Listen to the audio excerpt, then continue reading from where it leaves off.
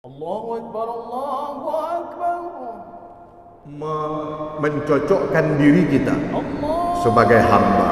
Azil izzat, rendahkanlah dirimu sehina-hinanya, serendah-rendahnya, dan tinggikanlah Allah itu setinggi-tingginya. Disitulah Bapak dan Ibu.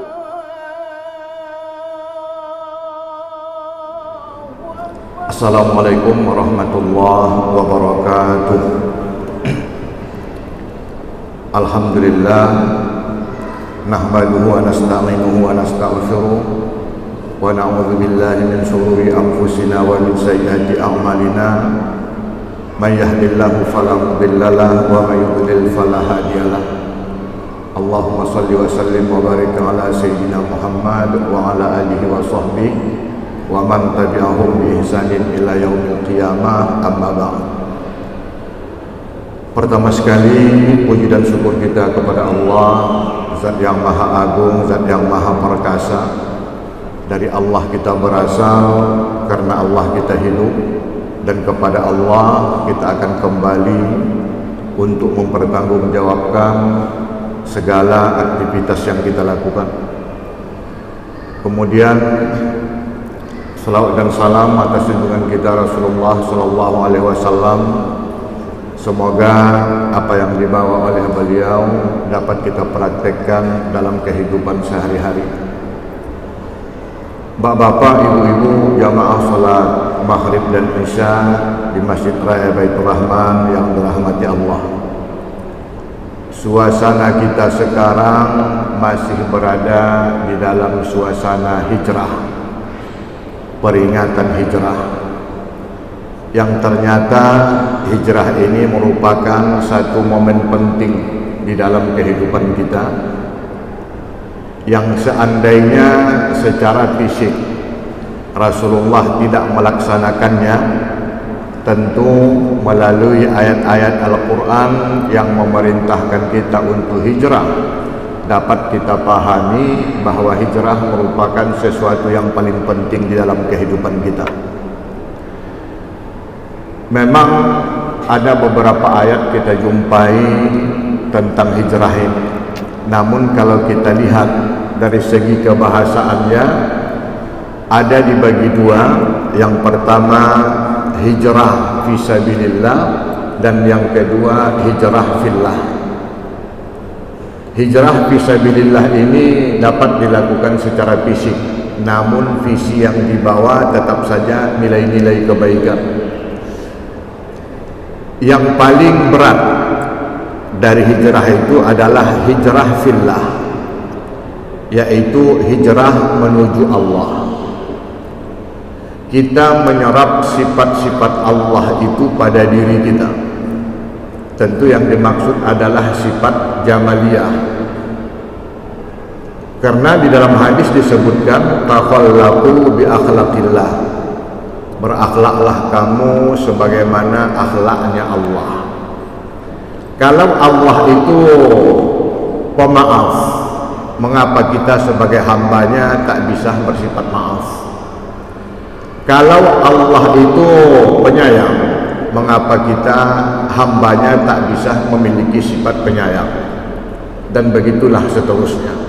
Makanya tujuan penting dari pelaksanaan ibadah yang kita lakukan, yaitu kemampuan kita berlomba-lomba untuk menyerap sifat-sifat Allah itu di dalam diri kita. Nah, oleh karena itu bapak-bapak dan ibu-ibu yang dirahmati Allah, ketika kita mampu menyerap nilai-nilai yang diinginkan oleh Allah dari setiap ibadah, maka disitulah kita dipanggil sebagai hamba, Abdullah atau ibadullah.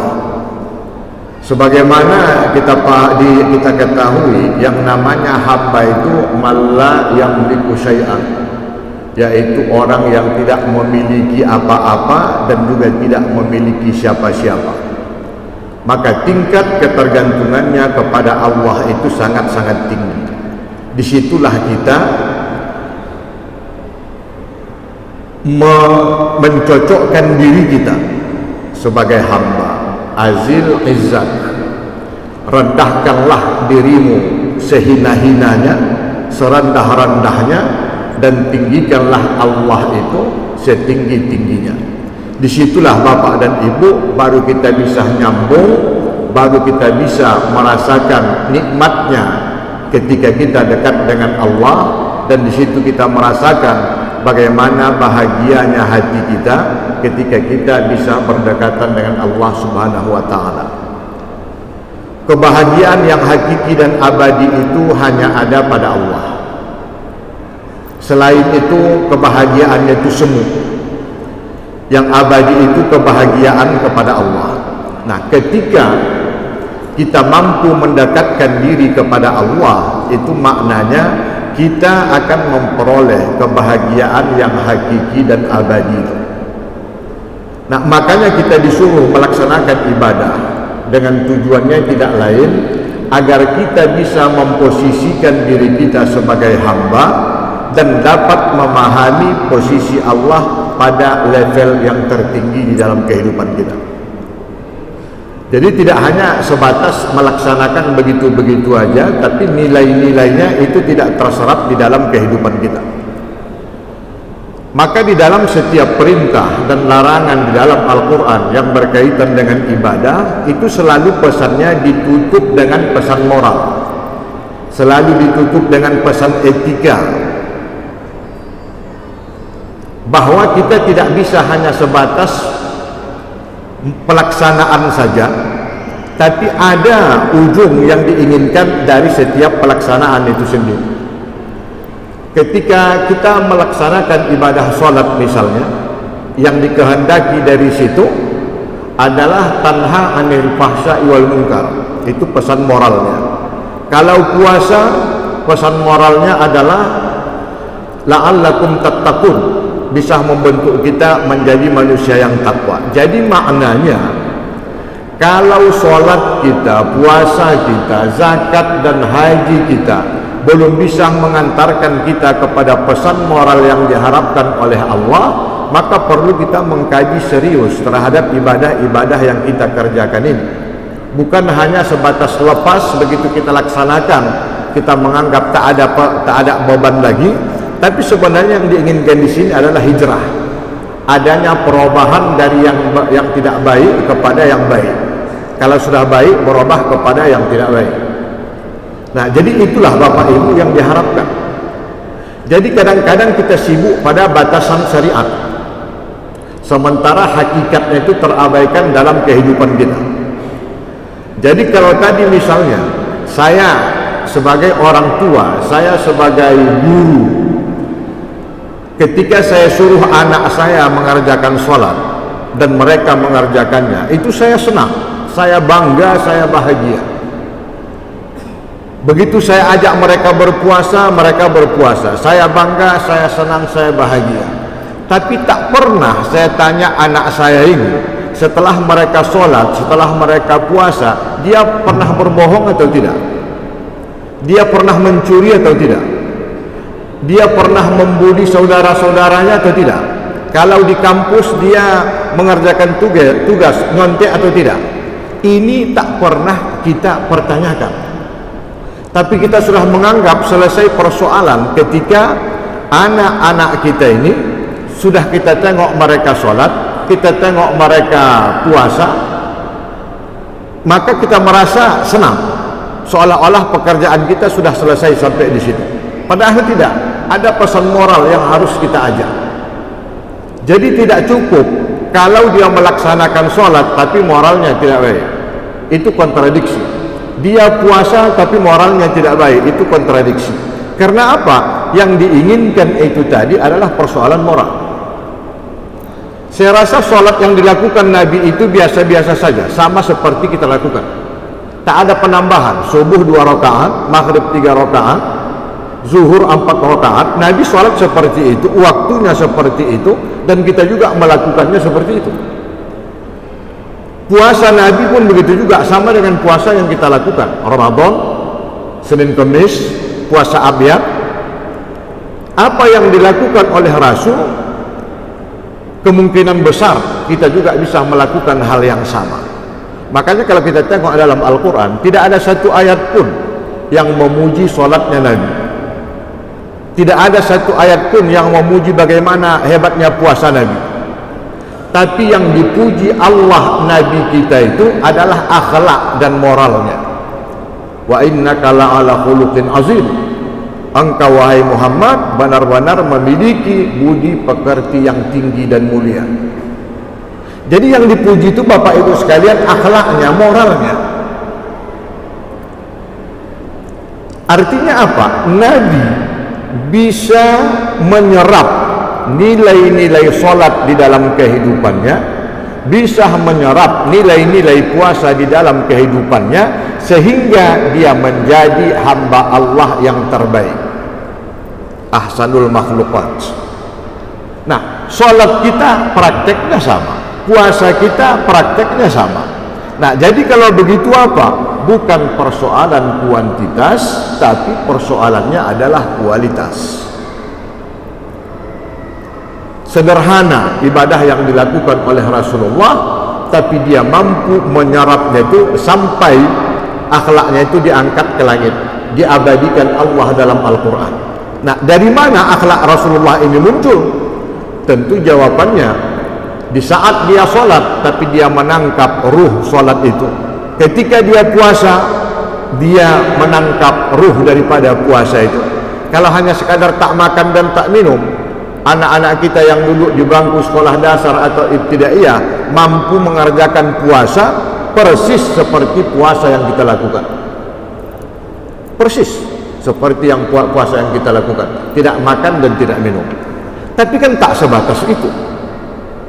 Nah, mungkin mereka masih kecil, belum diminta untuk menangkap nilai-nilai moral yang terkandung di dalam puasa itu sendiri. Tapi kita, Bapak dan Ibu sekalian, yang diharapkan kepada kita ada perubahan moral, hijrah kita dari moral yang tidak baik kepada yang lebih baik, karena kita sudah melaksanakan sholat, kita sudah melaksanakan puasa dan lain-lain. Nah, kalau sudah puasa kita laksanakan, sholat, haji, berzakat kita, toh moral kita tak berubah juga kepada yang lebih baik, berarti ada yang perlu harus kita benahi, ada yang perlu kita kaji dan sebagainya. Jadi makanya kadang-kadang Bapak dan Ibu, banyak orang melakukan jalan pintas, payah kali dia merasa khusyuk di dalam sholat itu, maka dibuatlah latihan sholat khusyuk. Bagaimana lulus tak lulusnya kita pun tak paham, gurunya juga pun barangkali juga enggak paham, enggak bisa kita nilai sholatnya khusyuk atau tidak, karena ini persoalan hati, bukan persoalan praktek. Ada orang, mengapa Bapak pejamkan mata Bapak waktu sholat? Dia bilang dengan memajamkan itulah saya rasa semakin khusyuk. Itu juga tak jaminan. Kalau itulah jaminan, tentu sholatnya orang buta lebih khusyuk daripada orang yang melihat. Nah, ternyata tidak itu ukurannya. Persoalannya apa? Persoalan hati. Pahamilah bahwa zat yang kita sembah itu adalah Allah yang maha suci. Takkan mungkin Allah itu bisa didekati oleh manusia kalau dirinya tidak dalam keadaan suci. Nah, kalau kita bicara mengenai sholat, apa yang kita bawa di dalam sholat? Yang pertama, kita membawa pakaian kita menutup aurat. Selama pakaian yang kita pakai tak bisa kita jamin 100% kesuciannya, maka selama itu pula kita gagal khusyuk di dalam melaksanakan ibadah sholat. Yang kedua, tubuh kita, badan kita bawa di dalam sholat. Badan ini kita besarkan melalui makanan dan minuman. Selama makanan dan minuman yang kita konsumsi tak bisa kita jamin 100% kehalalannya, maka selama itu kita tidak akan pernah khusyuk melaksanakan sholat. Oleh karena itu, makanlah makanan yang halal, minumlah minuman yang halal. Yang ketiga, hati. Dalam ibadah sholat kita membawa hati.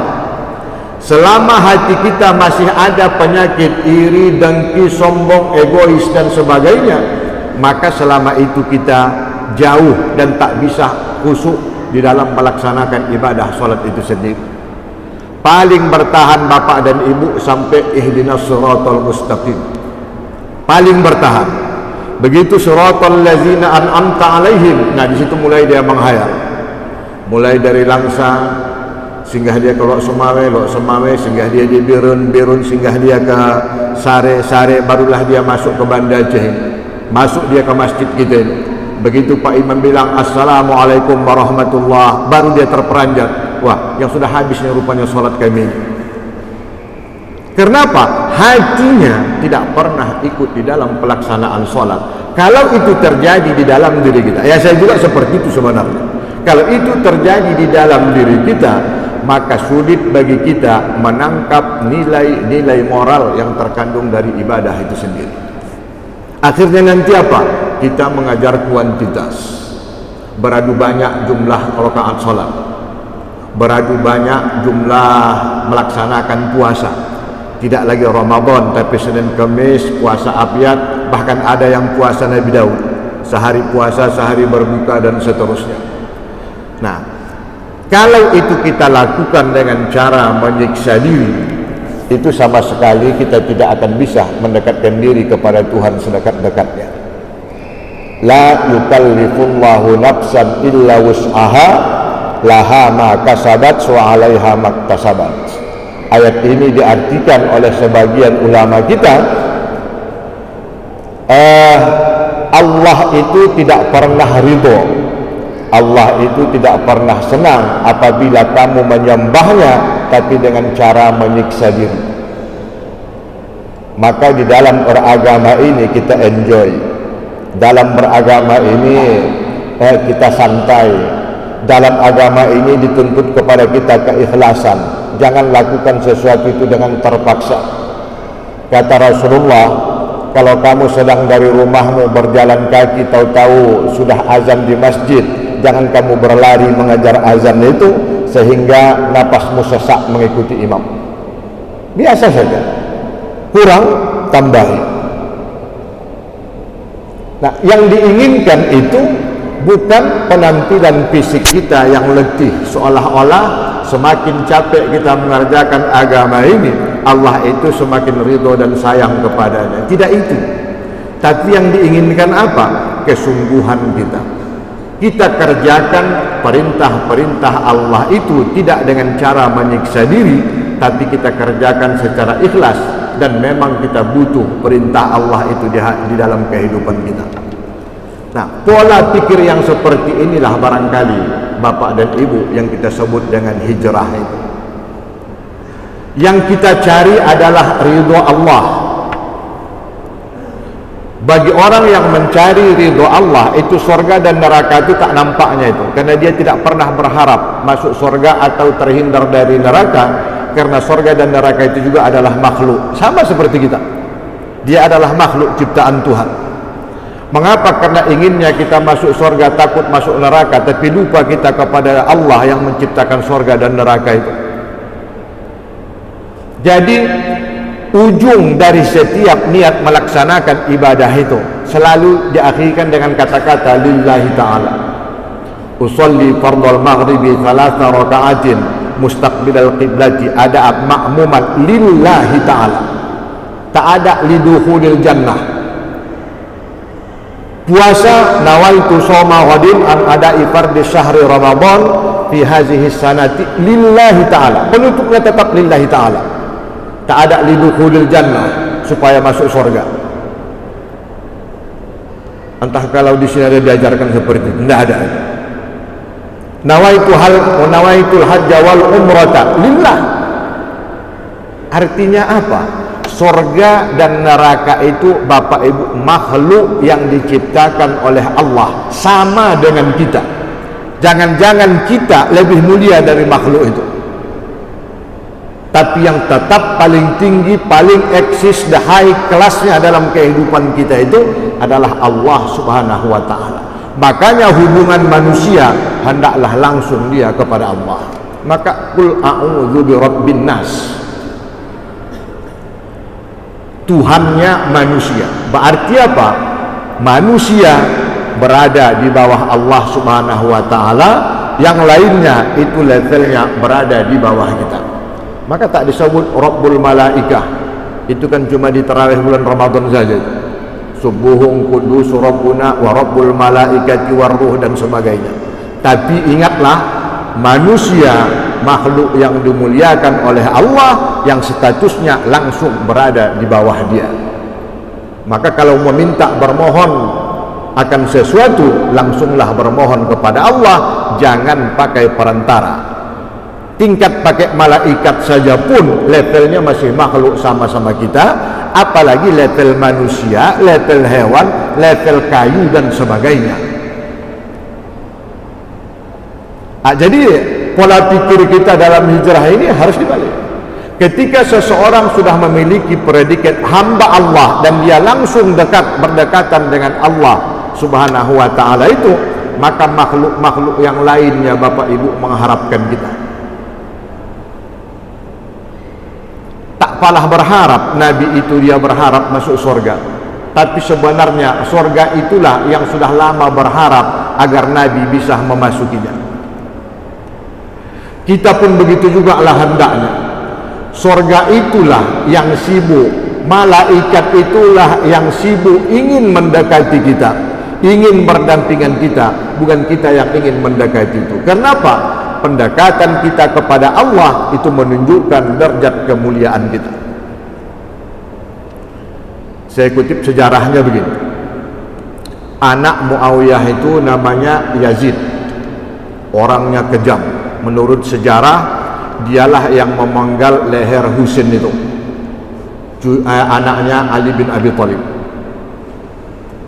Jadi setelah itu pergilah dia melaksanakan ibadah haji. Sibuk, begitu mau mendekati Hajarul Aswad itu terpelanting. Begitu dia mau mendekati Hajarul Aswad, mencium Hajarul Aswad itu terpelanting. Tak bisa dia mendekatinya dan dia pun terduduk. Tahu-tahu di depannya lewat seorang anak muda. Anak muda ini lenggang kangkung saja, dia mendekat langsung ke Hajarul Aswad itu dan langsung mencium Hajarul Aswad itu. Sehingga Yazid ini berpikir, siapa anak muda yang hebat itu? Dia panggil ajudannya, coba kamu cari siapa anak muda yang melenggang kangkung masuk langsung menuju Hajarul Aswad. Saya sudah berbolak-balik asyik terpelanting, tak sanggup saya lagi. Dicari, dapat. Dilaporkan oleh ajudannya, Pak, anak muda yang masuk melenggang menuju Hajarul Aswad dan langsung menciumnya itu namanya Zainal Abidin, anaknya, cucunya Ali bin Abi Thalib dan cicitnya Rasulullah sallallahu alaihi wasallam. Namanya Zainal Abidin. Dia orang hebat, dia orang wara, dia orang yang sudah dekat dengan Allah.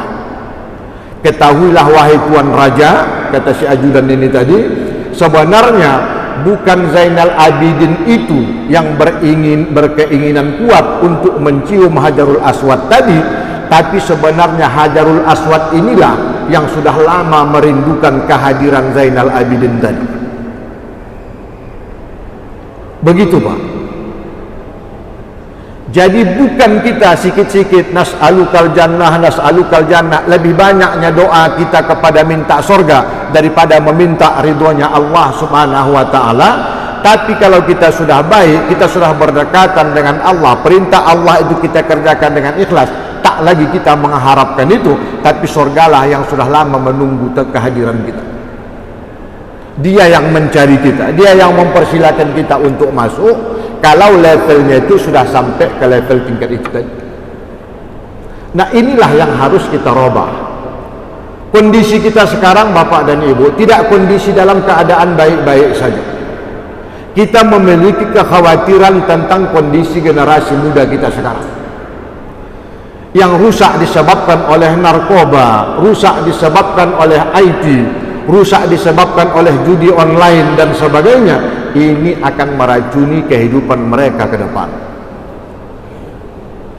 Makanya tak cukup diajarkan zuhur 4 rakaat kerjakan, asar 4 rakaat kerjakan, selesai kita pun pergi. Tak cukup itu.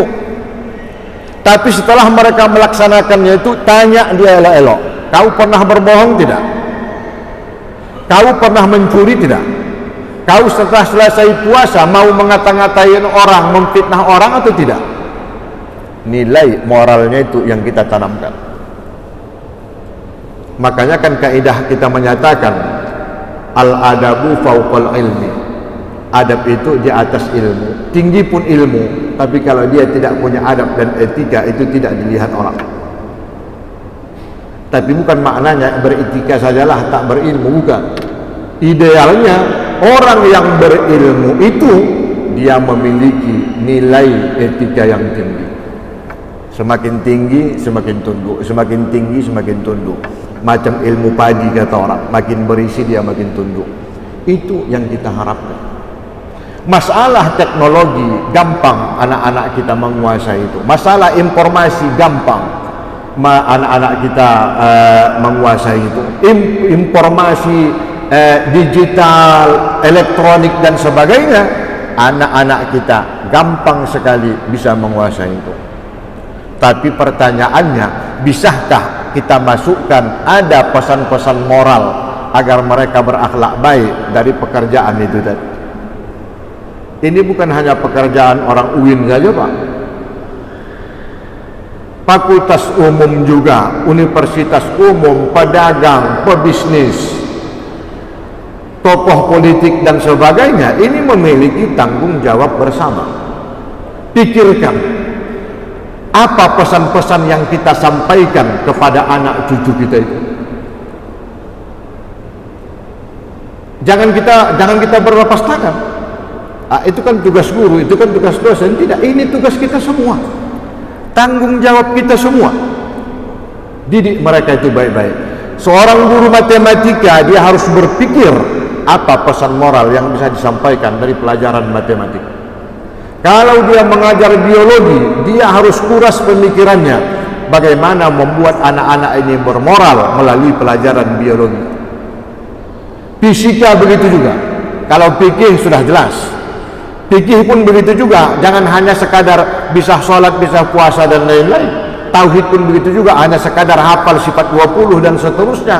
Tapi ada perubahan moral pada diri anak-anak kita supaya mereka bisa menjaga agama ini dengan baik. Mereka adalah ahli surga yang diharapkan.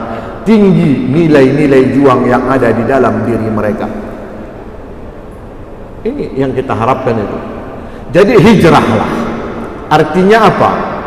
Persoalan praktek-praktek ibadah itu saya rasa selesailah dalam PR rumah tangga. Anak tak tahu sholat secara syariat, jangan salahkan gurunya, tapi salahkan mak ayahnya. Anak yang sudah besar tapi tak mau dia melaksanakan puasa, jangan salahkan guru agamanya di sekolah, tapi salahkanlah mak ayahnya. Karena persoalan itu saya rasa tidak perlu kita bawa ke sekolah, tapi cukup diselesaikan di rumah tangga saja. Tapi kalau sudah sampai ke sekolah, kita masih mengajari dia sholat, puasa dan lain-lain, sampai ke perguruan tinggi itu juga yang kita ajarkan dan lain-lain, tak bisa kita masuk sentuhan-sentuhan moralnya, maka sampai kapanpun pekerjaan ibadah yang dia lakukan, dia akan merasa puas sampai di situ. Dia tidak pernah merasa malu sehabis sholat mencuri. Dia tidak akan malu nanti sehabis puasa dia membuli orang, membohongi orang. Dan dia tak palah merasa segan begitu dia pulang dari haji berbohong,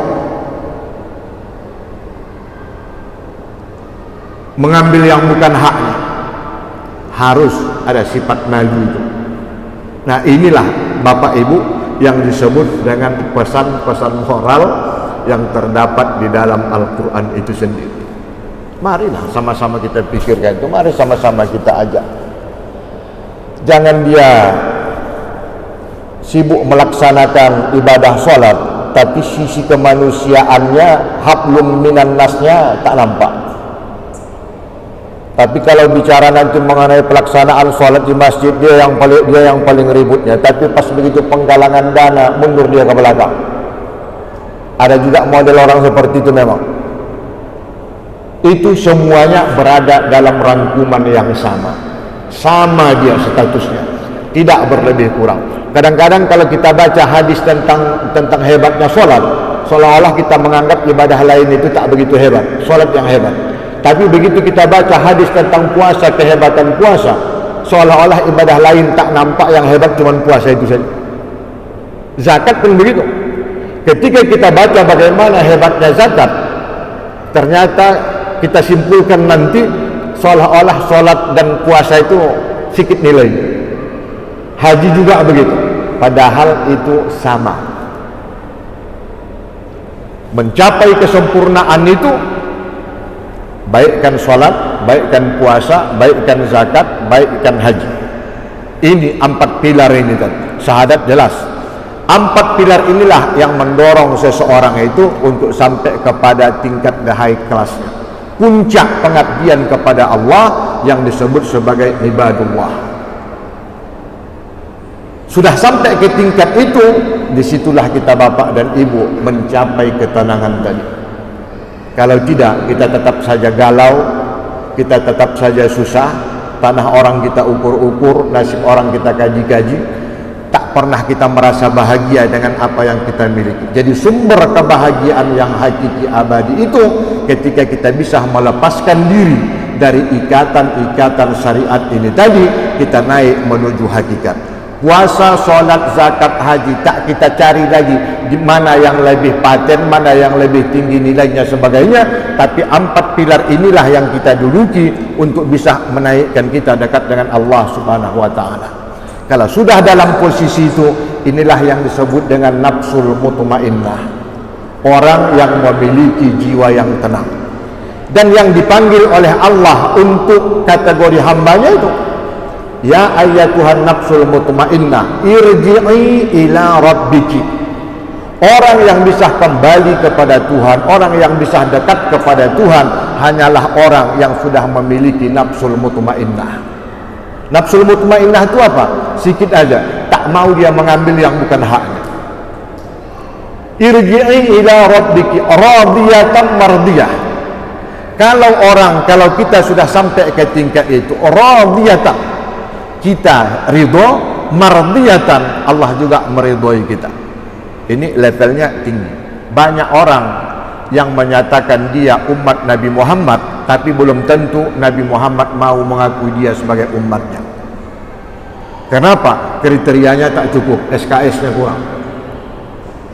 Banyak orang yang mengaku dirinya sebagai umat Islam, hamba Allah, tapi belum tentu Allah mau mengakui yang bersangkutan sebagai hambanya, karena banyak sifat-sifat yang belum mencukupi kriterianya. Tapi apa? Mardiyatan, kita mengaku tapi Allah mengakui kita. Jadi kita tak bertepuk sebelah tangan. Kita akui keislaman kita dan Allah mengakuinya. Nah, bertemu pada satu titik, inilah nafsul mutmainnah ini tadi. Radiyatan mardiyah. Fadkhuli fi ibadi, masuklah engkau ke dalam kelompok hamba-hamba. Bukan kita yang mengaku, oh saya hamba Allah, saya hamba Allah, kemana-mana kita populerkan. Takkan jadi hamba Allah itu kalau tidak ada pengakuan dari Allah. Tapi pengakuan apakah kita hamba Allah atau tidak, itu tergantung kepada Allah.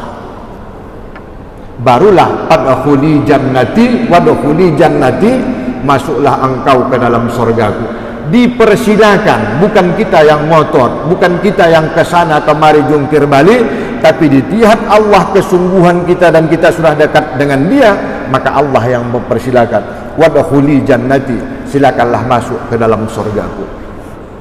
Tapi ini apa? Ditopang oleh 4 hal ini tadi.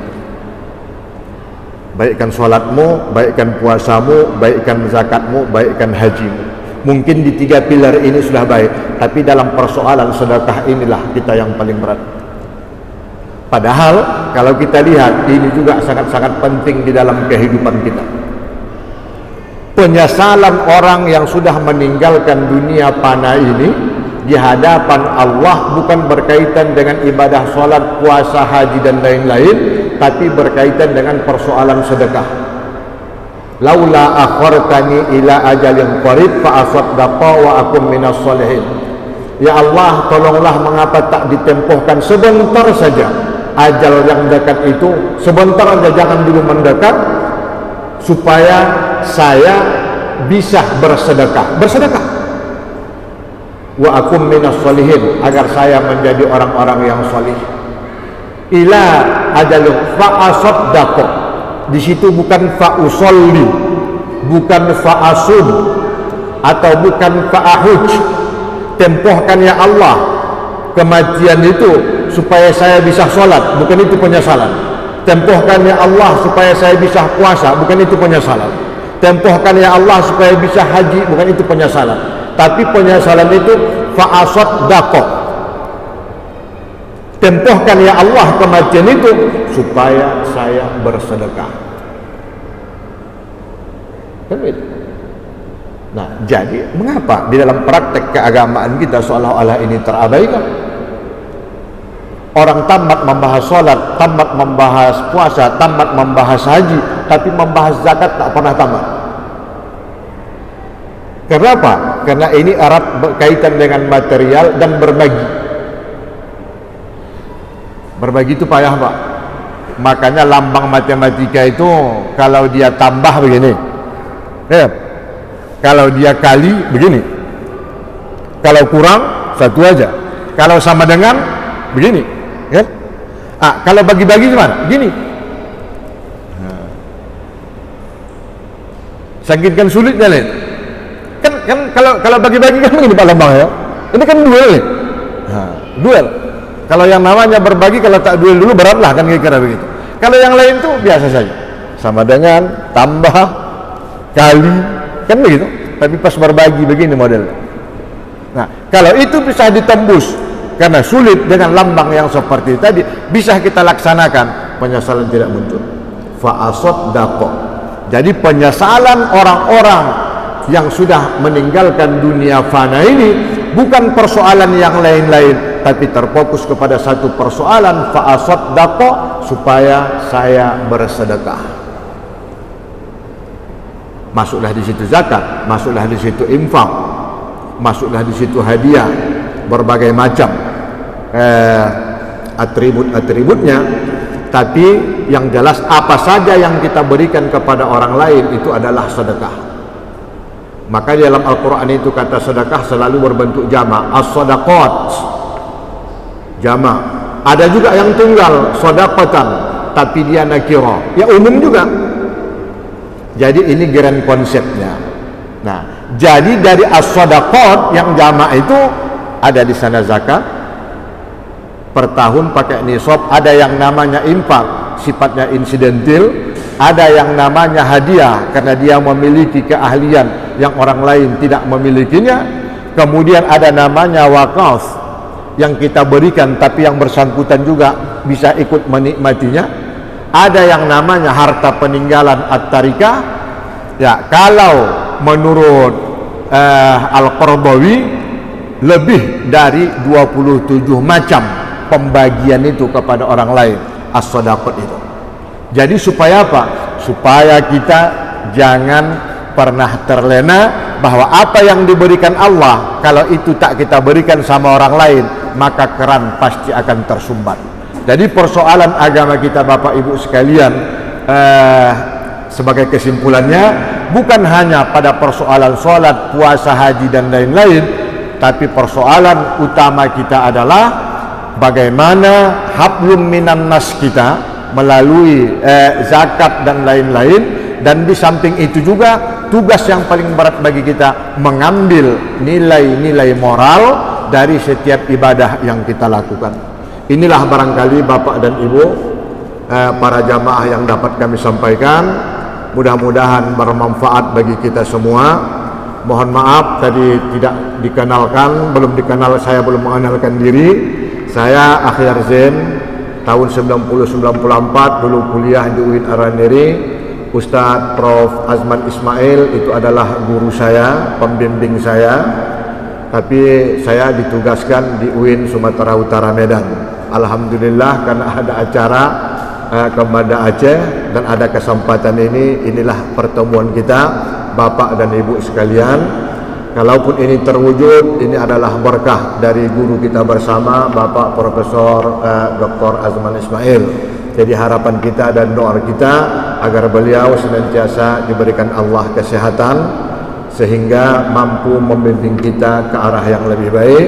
Dan begitu juga bagi kita semua, dilapangkan Allah rezeki dan diberikan kesehatan. Wabillahi taufiq wal hidayah, wabihi nasta'in. Assalamualaikum warahmatullahi wabarakatuh.